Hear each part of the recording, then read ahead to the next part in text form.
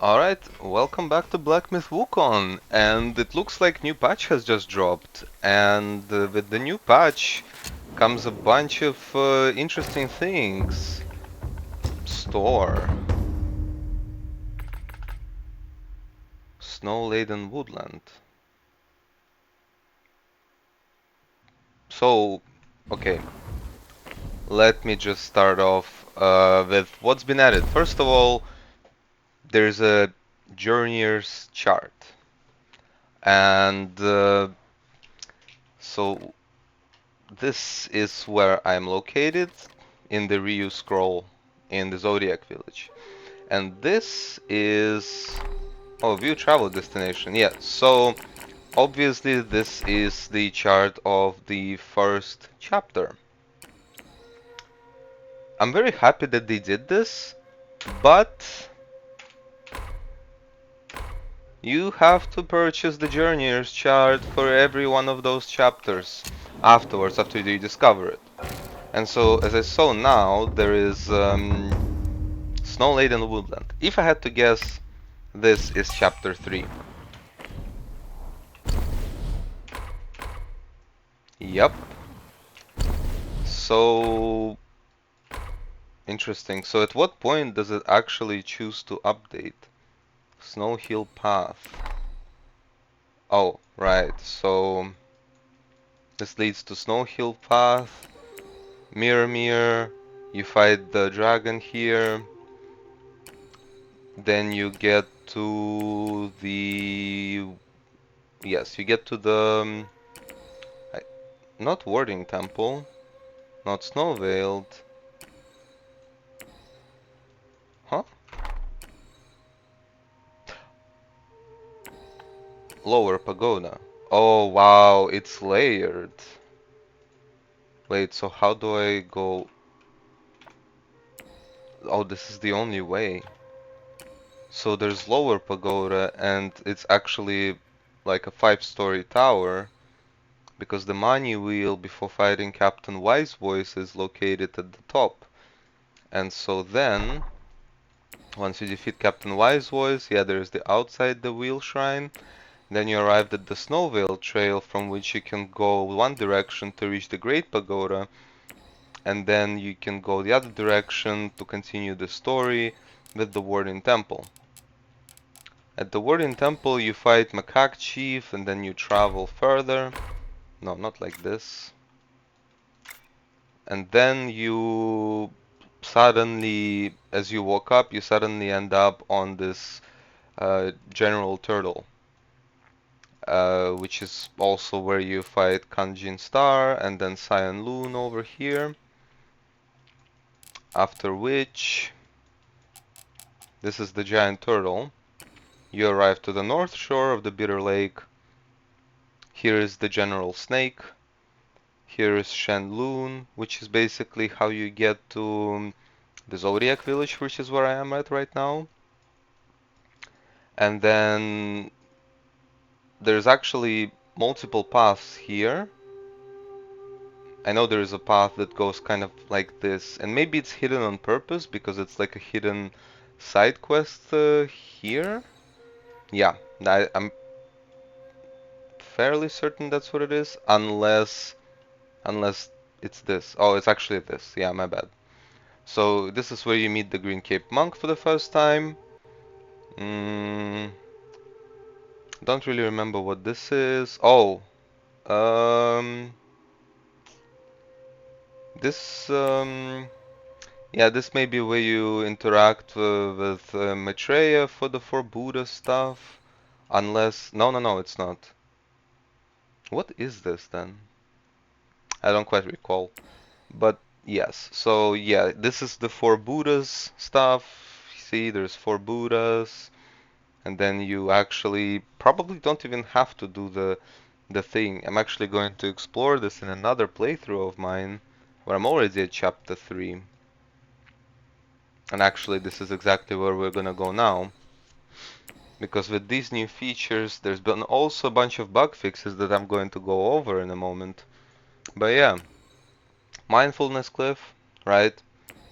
and then you go to Forest of you eventually get to Forest of Felicity, and this is where the game becomes a lot more open.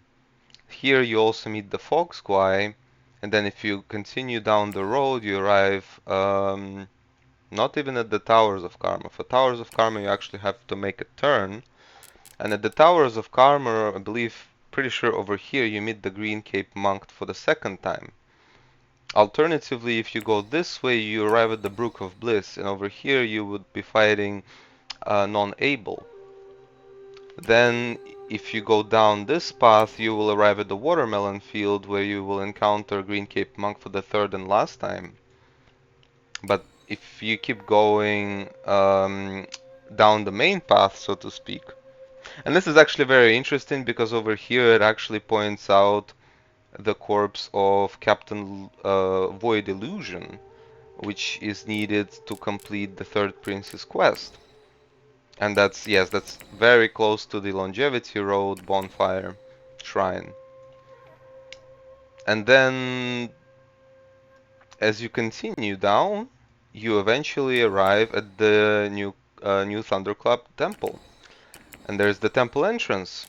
You see how much easier it is to navigate this, what really feels like a maze here, with a map. Why? Well, because you won't get lost if you have this kind of a map. And so, for example, over here you find non-pure, and over here you will find non-void, and non-void. No, get the fuck back here. Um,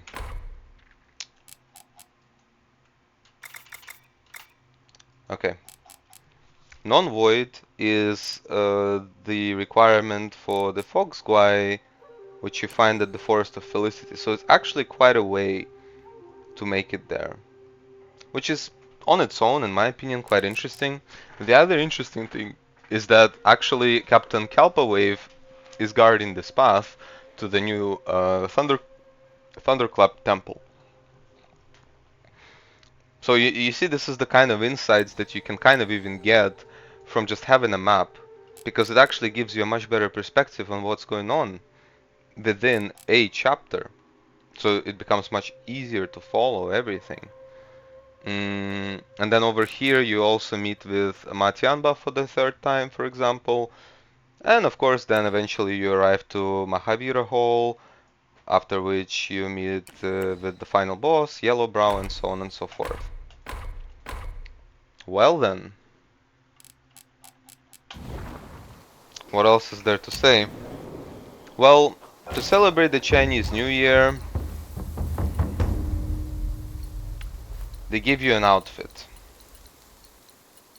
And the problem is that I don't know if you can claim it for every character or not.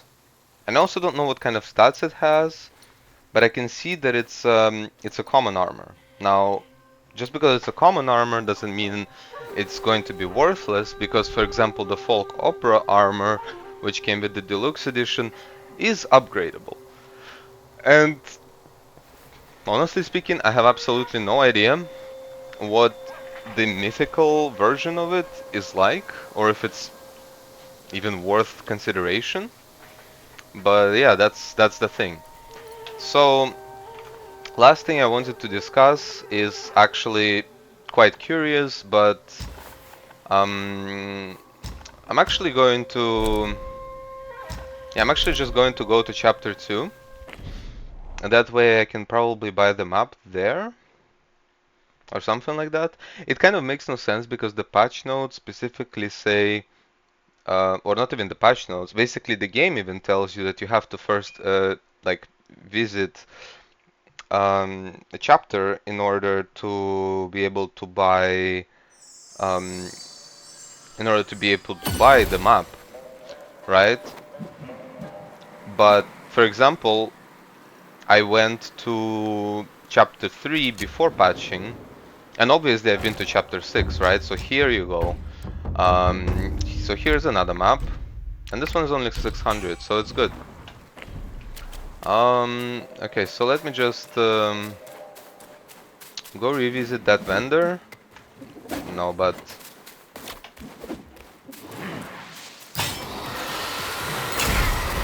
Okay, fine. Anyways.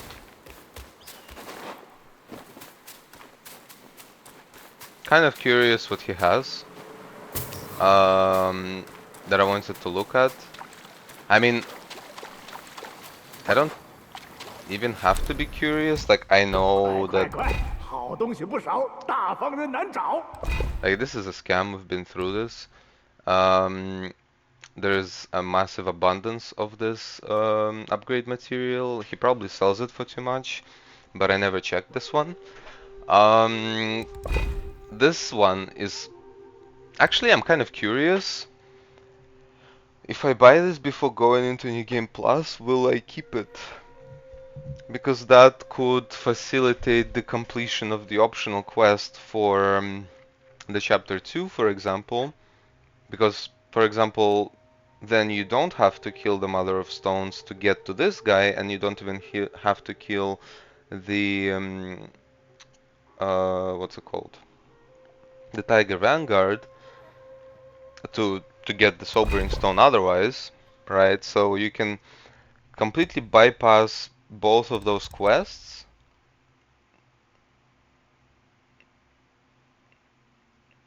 Although you still do have to kill both the Tiger Vanguard and the Stone Vanguard in order to be able to access the final boss of the chapter. So it's not like you can skip half of the chapter. At least that's my thoughts. And so that then there is the gold flora hairpin. No, nothing caught my eye for now, bro. However, what? Let's have a look at chapter 2 now. So you begin at the village entrance. And rather than saying village entrance, you actually begin over here, I believe. And then you... That kind of seems about right. Because then you can make it up the hill, yep, pick up the lamb brew, then go down here, then there's a frog. Alternatively, you can go up this path, more or less. Or okay, the path is here, the lake is here with the frog. Right, and then there's the village entrance. Over here you meet Judog for the first time. Then you can basically progress up, and then you can either go like this and right into the boss fight between against the second prince and the king of the flowing sands, or alternatively you can go exploring, although you will not be able to go through this door because initially it's closed. You would have to run around like this. Then there is going to be tied up Matianba for his second encounter. Then there is the Earth Wolf, I believe it's called. This is the well for the completion of the Mad Tiger questline. And then after you defeat this boss right here, you actually have, well, you know, technically speaking, 3 options of where to go. But in reality, it's more like 2 because this gate is going to be closed and it's going to be asking for Keenness of the Tiger, which can be found over here. But as you go down the Valley of Despair, I think somewhere around here is where you can fight the first prince. And I actually wonder if this wall symbolizes the wall that can be broken in order to access the secret for that will allow you to start the Four Lunks quest. Basically, this allows you to break the barriers slash illusions slash whatever you want to call it in order to access the well, Red Loon in chapter 1 and Black Loon in chapter 2. And then you eventually make your way to the temple entrance, the Temple of the Tiger, Crouching Tiger Temple, right? Where you can fight him, of course, and then there is this route for progression forward where you arrive to the Windrest Bridge. As you get to the Windrest Bridge, eventually you make your way to the Windrest Hamlet. Misclicked the right button of the mouse. And eventually you make it to this bridge where you fight Tiger's Acolyte, who, upon defeating, you get the the thing that makes noise. Then you trace your steps backwards. You go here, then you go, I believe here, and then you eventually make it to the bottom of the well for the Mad Tiger quest. If you continue down this path, you will eventually, I believe you have to drop off something like this, and then you will fight the Stone Vanguard. Upon defeating Stone Vanguard and uh, then you will be able to enter the cellar in the Tiger Vanguard's boss arena, which will bring you to the cellar, where you'll be able to meet Judog, make permanent upgrades, and then you will be able to come out and go down like this to fight the final boss.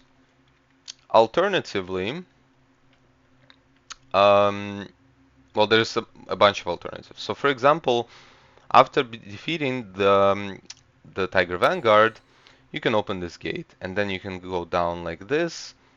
There's like a dead end here, basically. Then there's a bridge. Um,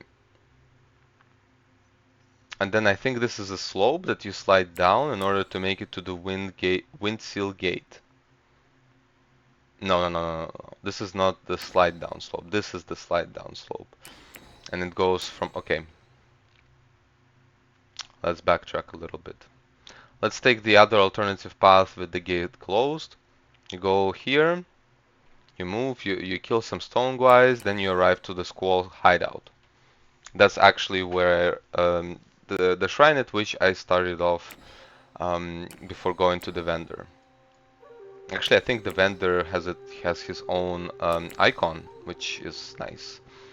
Yeah, so from here, I mean, for example, once you meet him, he will tell you, oh yeah, go into the cave, kill the Mother of Stones, right? Then you come back to him, then you fight him, beat the shit out of him, and then he becomes a vendor. Then over here, um, it depends on how you go about it, because as you can see, there's like kind of multiple paths to make it to the rock crest flat. Once you make it to the crest flat, there are three paths, right? So the first path leads to the Stone Vanguard boss fight. However, if you've collected 6 Buddha heads or Buddha's eyeballs, then you can also initiate the Shigandan boss fight. And if you didn't fight the Stone Vanguard uh, prior to fighting Shigandan, then as you activate Shigandan, the Stone Vanguard will pop out. They will have a bit of a fight. I always try to just put as much damage as I can onto Shigandan, but actually the reality of the situation is that the fight between them will end once Shigandan drops to a certain HP threshold. It might be 70% if I had to approximate, maybe 75. Like the actual percentage of health is kind of hard to tell from, just looking at it. But this actually applies to every single boss that you can have as an encounter where said boss is fighting another boss. So, like, I mean, kind of spoilers, right? But anyways, this also applies to Duskvale because you can get Scorpion Lord fighting Duskvale at the beginning of the first phase, which is why, for example, if you fight Duskvale like one-on-one, Duskvale starts off with, I don't know, 80-75% of the maximum HP. And same thing kind of applies to the 100-Eyed Taoist, except the 100-Eyed Taoist, you only get, well, no, actually, yeah, I was going to say you only get one chance with this kind of said assistance, but this actually applies to all of these kinds of bosses. So with 100-Eyed Taoist, you start the fight with, I think, 4 other spiders that are also fighting him. Anyways, I digress too far. This is where you go to fight Black Loon. This is where you go to meet the boar for the quest to get him sober. which is what I was talking about over here. So for that, you can get the Sobering Stone either here or buy it from this vendor. Once you get it, he will move to the Crouching Tiger Temple where you will feed him aged ginseng, after which you come back here, fight him, enter, and then you go into the secret area. So yeah, that's pretty much it. Oh yeah, and keep pressing the button. Anyways, the other thing is that so because keenness of the tiger and keenness of stone are both required, after, for example, defeating the stone vanguard over here, then you can slide down and you will arrive at this Windseal Gate. And I believe if you have both keenness of the tiger and keenness of the stone, the Windseal Gate will then open, and this is the other path to access the Yellow Wind Sage. The Kingdom of Sahali, it's a very simple map, right? You start off here, you get to the bonfire, you travel over here, fight Tiger Vanguard Senior. Then there's the Sandgate Bound, there's a meditation spot, then there's a couple of chests, and then there's the boss arena. Pretty simple. Next up. So, the other thing is, apparently a lot of things were bugged. So, for example,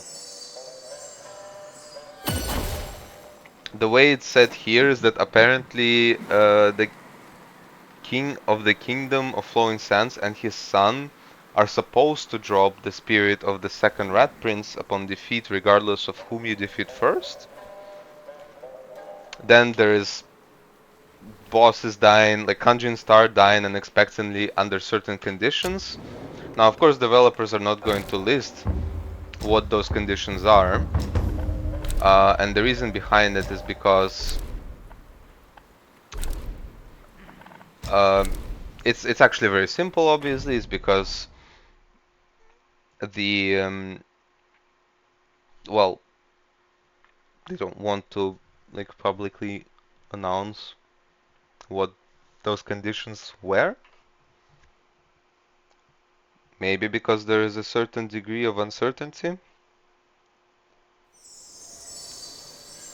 But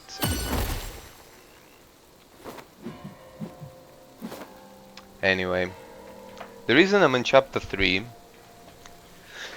is because I need to farm something, but in reality that can wait. This video is going to just be an explanation of the path for every single chapter. So, I don't know, let's go to the Valley of Blooms, I think. I'm just going to be... So actually this video is actually going to be the overview of the maps.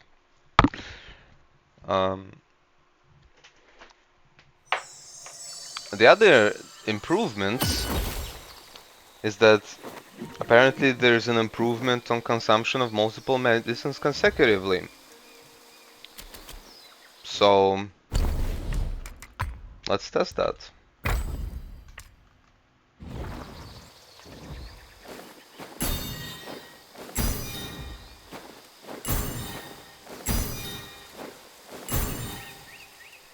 Yeah, seems kind of improved. Enhance experience to varied combos and charge heavy attacks. Optimize the description of transformations related talents. Great. What? I cannot be in the secret area, I guess. Okay, no problems. Fixed an issue where the damage detection of spirit skills persisted indefinitely under certain operations. Okay. Fixed an issue where the animation of life-saving strand could not be triggered when the talent had taken effect under certain conditions. Fixed an issue where Bull King's mask could gain focus even when attacked during invincibility frames, basically, invincible states. So dodging, perfect dodging, or seen through. Okay, now it's supposed to... Yes, there's the map. Very good. And yeah, okay, so let's look at the descriptions. Okay, you see, this is such an improvement. This talent only strengthens the Destined One himself. This is what I was asking about. Destined One and his transformations. Holy shit. Good to know. Wow, so actually this is much more valuable than rough skin. Because it affects both, right? So let me see. Right now I have 256 armor.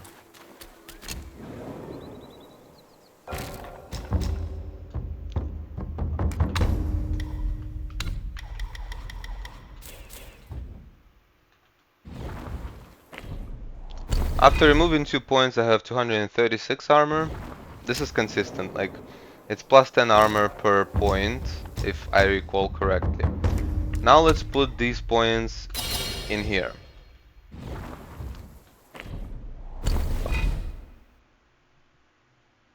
Oh, never mind. It's even better. It's 15. Wow. Okay.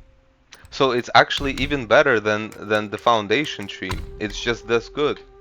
But it also affects your transformations. So moderately reduces the cooldown of all alteration spells. I mean, I think this is very obvious that this affects only the Destined One, because these are your alteration spells. Rage Burst, Scorch Damage. So yeah, all of the damage spells, as I have suspected before, or if the damage increases from the 4 Banes, they affect the Destined One and the transformations. That makes perfect sense. Defeating an enemy slightly increases long. Yeah, I thought so. I thought that, well, much like the perfect dodge as well, this also only affects the Destined One. Red Eyes. Oh, it's Umbral Abyss. Okay. Lightning Flash. Invincibility duration when seen through the enemy. Yes, yes, of course. It only strengthens the Destined One. Although, maybe or maybe not, it could apply to Golden Lining. Although Golden Lining has its own um, see-through, the Unscathed varied combo. And I mean, that one works really well. I think that one works. It's much easier to execute it than seen through the enemy as the Destined One. Nothing changed about these. Okay, very good. Um, so what else is there?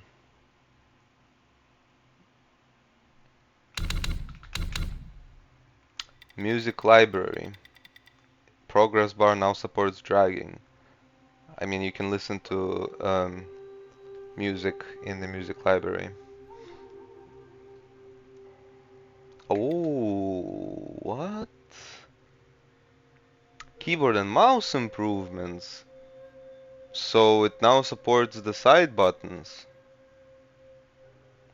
That's good. Wait, but how? Um, no. Mouse, right? Oh, but they're not set, basically. They're not set by default, but they support it. So, for example, um, yep, supports it for sure. Cool. Um, then fixed an issue where the sprint button icon would not display in controller type B's layout. What does that even mean? Sprint button icon. So I wait, I'm not on controller type B because I'm using like an Xbox inspired controller, although with like a it's basically an Elden Ring Shadow of the Erdtree limited edition controller. So it's like customizable. So the layout of the buttons is the same as a DualShock controller because you can easily like pull them out. Anyways, fixed an issue with the inventory interface, might not display content under certain operations. Thank fucking God. I I have so many instances where I would go to change my curios, for example, and nothing here would be displayed. Like I would see my 3 equipped curios, and I would not be able to see them, and I would have to like go out and then go back in and then, you know, do that. Sometimes this would also happen to spirits and so on. I don't know what those specific operations were. I don't know if I was like my APM was too fast. Like that's kind of a stretch, you know, but who knows? But it was a problem, and I'm glad it's fixed. Well, I mean, I will be testing whether it's fixed or not as I'll be playing. Fixed an issue where the UI could become misaligned under specific operations. Not sure. So then there is performance. Fixed occasional crashes for some users after enabling DLSS frame generation. Fixed screen flickering for some users after enabling XESS. So I have a FSR, so I'm not sure about either of those. Fix the memory leak issue under certain conditions. This is actually kind of interesting. And then also fixed crashes caused by outdated drivers. All of this is interesting because I don't know. I don't know for sure that it was. I mean, it certainly felt like it was related to Black Myth Wukong, but sometimes I would start recording and then suddenly my PC would restart. But I'm not sure what this is about exactly. So maybe not completely related to Black Myth Wukong. Then enhance the performance of full ray tracing on GeForce. I don't have GeForce. Optimize performance for numerous scenes and boss fight on medium and low end configurations. That's very nice. Localization and other, added language support for Turkish, added and improved translations for portraits in several languages. Okay. Corrected translation errors and fixed issues with spelling, capitalization, and terminology consistency in several languages.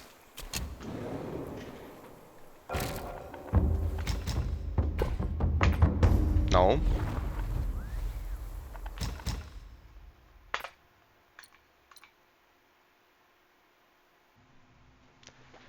Um, um,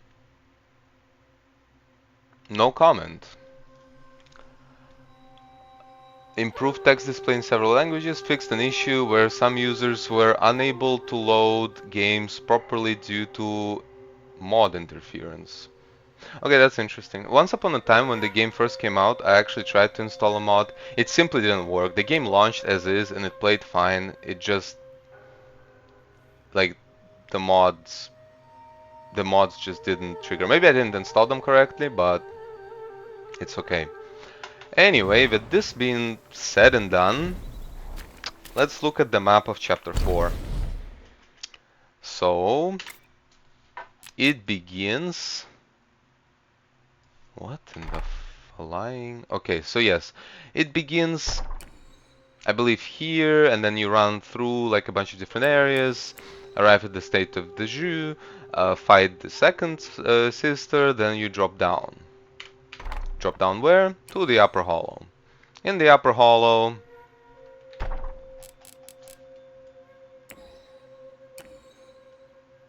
yeah, I won't be able to tell you too much about this chapter because I was fucking lost. I mean,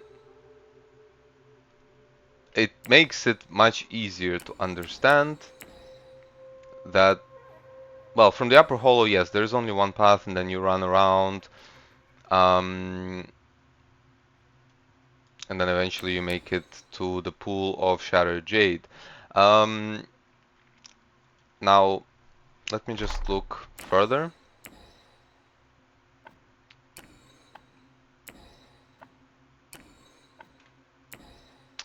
Yeah, so this is where it gets a bit difficult because you can drop down to, I believe, Middle Hollow from one point there.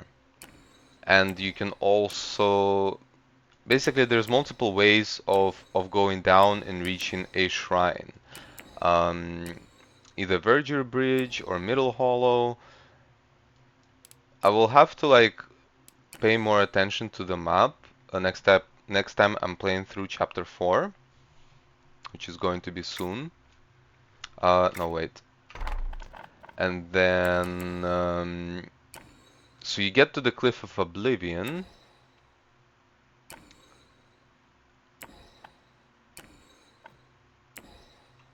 Uh, and then well yeah, from the Cliff of Oblivion it's actually fairly simple because as you run down here there's two paths, there's a bridge and then there's a way to go right. But as you progress here, you get to Relief of the Fallen Loon. This is where you fight Yellow Loon, and then regardless of how you make it, um, well, actually, you come up to I think here, and then you drop down and you reach, I guess, the lower hollow. Yes, lower hollow. And then from the lower hollow, you can I think you can either run straight like this to reach the Hut of Immortality, um, or I guess you drop. This is where you fight the frog boss. And Hut of Immortality. This is where you fight the first, where you fight Jubaji for the first time, and then you backtrack through the hole that he made, and this is where you fight him for the second time. Then you rest at the Purifying Springs. You go through a fairly small area, rest at the Gathering Cave.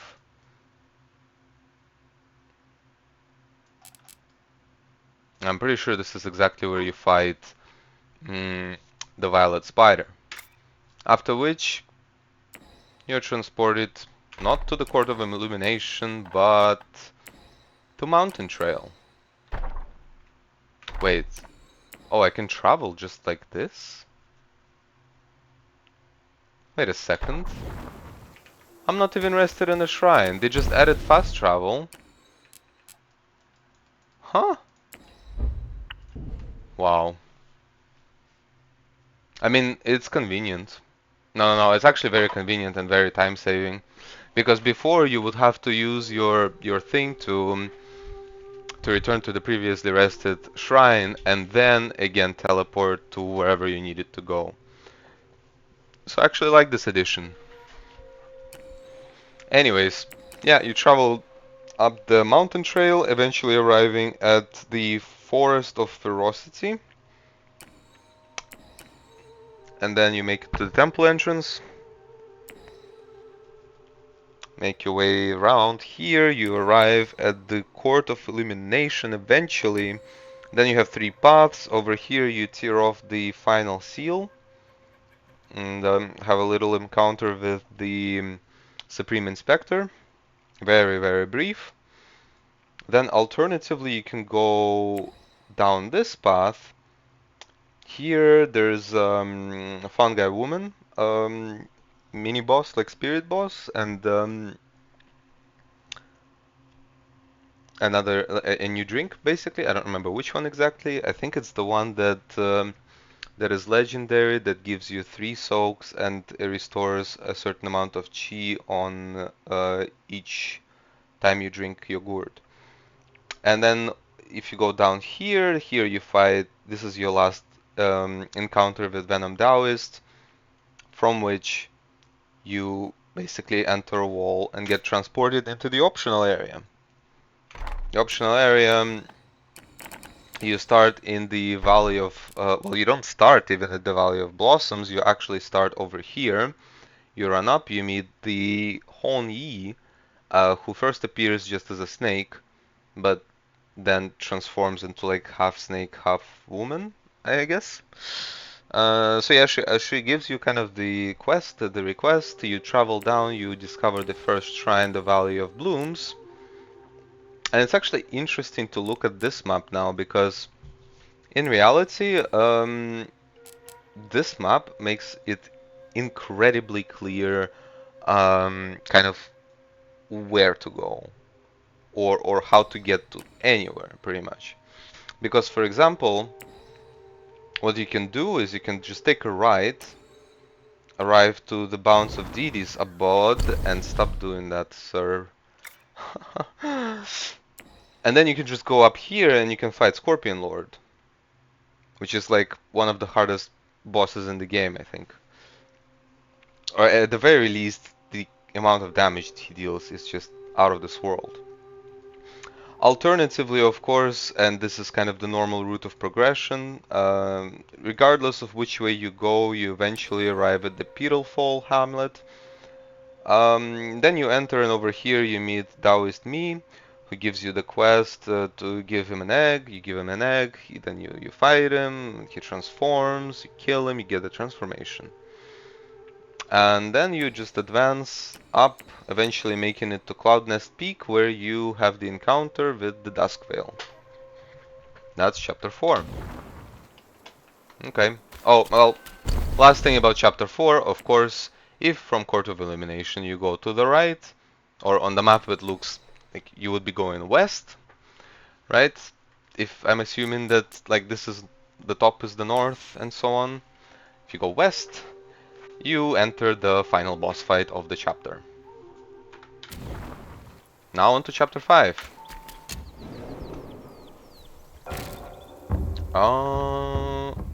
Yeah. Right to where it started.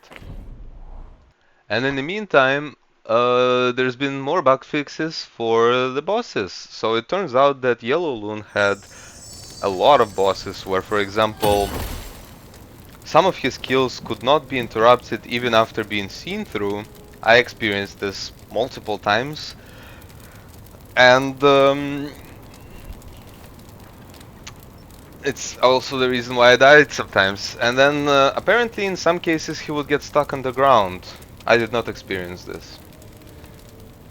Another bug fix is actually related to chapter 5, where the Cloudy Mist and Mystic Cloud would continue attacking players while in invisible state.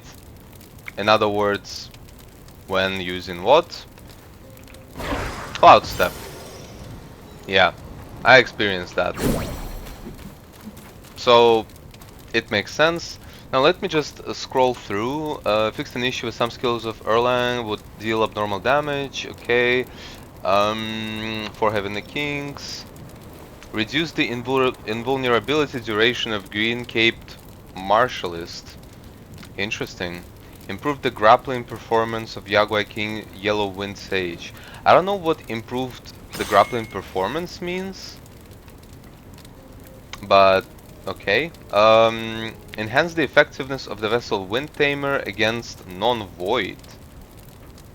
Wow, interesting. I never even thought about using Wind Tamer against non-void. Improve the combat experience with Cloudy Mist, Mystic Cloud, Emerald Arm Mantis, and Great Sage's Broken Shell. I did not... So, these notes are actually extremely vague as to what improved combat experience actually means. And that's okay. Now let's buy the map for... Now this one costs 2k. My god, dude. Alright, let's look at chapter 5 very quickly. Well, hopefully quickly. So yeah, you start over here. You fight some dudes just before Action Pass 1. Or right after. Anyways, over here, then there's the first boss fight with the stalwart bull. Then you talk to him. Camp of Seasons, you go down. There's some fuckers shooting at you from across the across the cliff. That stuff I remember very vividly. Go down here, make it to Height of Embers. Over here, there's the Father of Stones boss fight as he jumps over the fence or whatever you want to call it, the wall. Um, yeah, this is actually fairly simple. I don't really remember what is here. Maybe this is where you fight. No, I think the fastest wind, quickest fire boss fight is over here.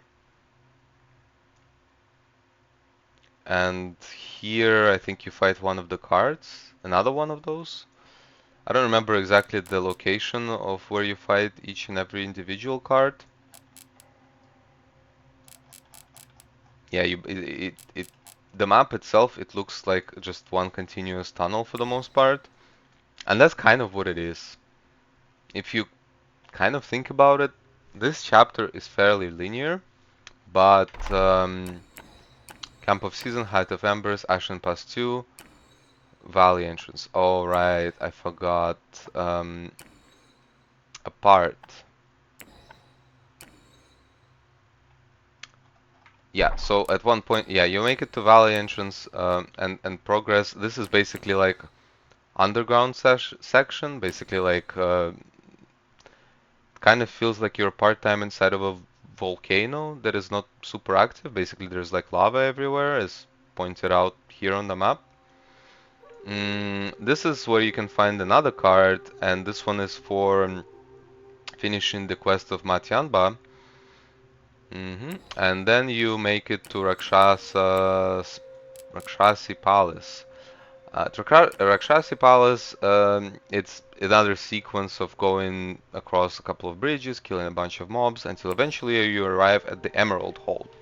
At the Emerald Hall, this is where you fight the Keeper of the Flaming Mountains. And actually, I almost forgot, but over here you fight Misty Cloud and Cloudy Mist before making it to Rakshasi Palace. And at the Emerald Hold, yeah, you fight the Keeper of the Flaming Mountains before eventually going out, up the level, and you arrive at the Ashen Pass 3. And from the Ashen Pass 3, you go down the path in a circular motion while avoiding that rolling ball. Top takes bottom, bottom takes top. And once you make it through, you can rest at the Fallen Furnace Crater, progress a little bit to get to the final boss. However, of course, you can backtrack a little bit after the ball has been destroyed, progress down here to the cooling slope. There's going to be a couple of bosses. I believe this is where you fight the Mother of Flamelings, for example. Yep.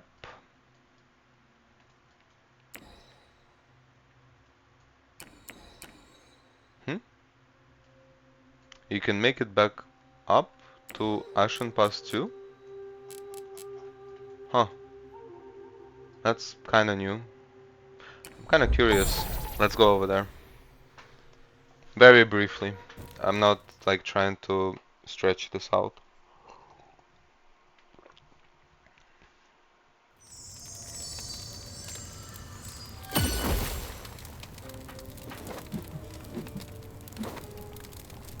So,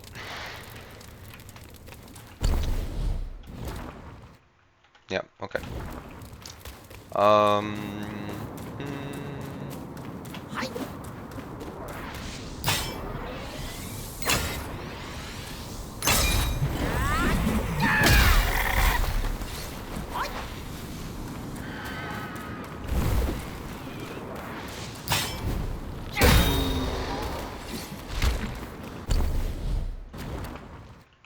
okay.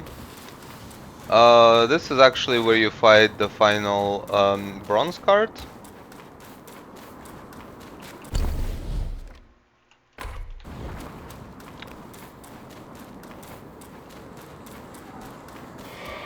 I never noticed this.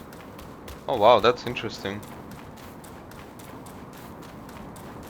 And how much is here that I missed? I wonder. Because my understanding was that I more or less completed the chapter.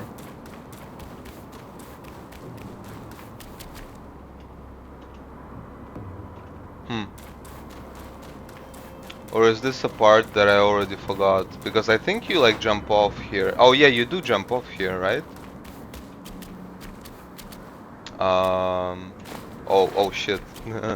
It even lets me to jump off. So I guess that path was blocked then. Anyway, so yeah, you get the point. Um, but from over here you make it to the secret area, the Bishu cave, and the first part of Bishu cave is the purge pit. So you actually emerge here, progress to purge pit. Here you fight bottom takes top, top takes bottom. Progress a bit further to the cave depths. Fight like 6 bulls. Slide down and arrive to the final boss.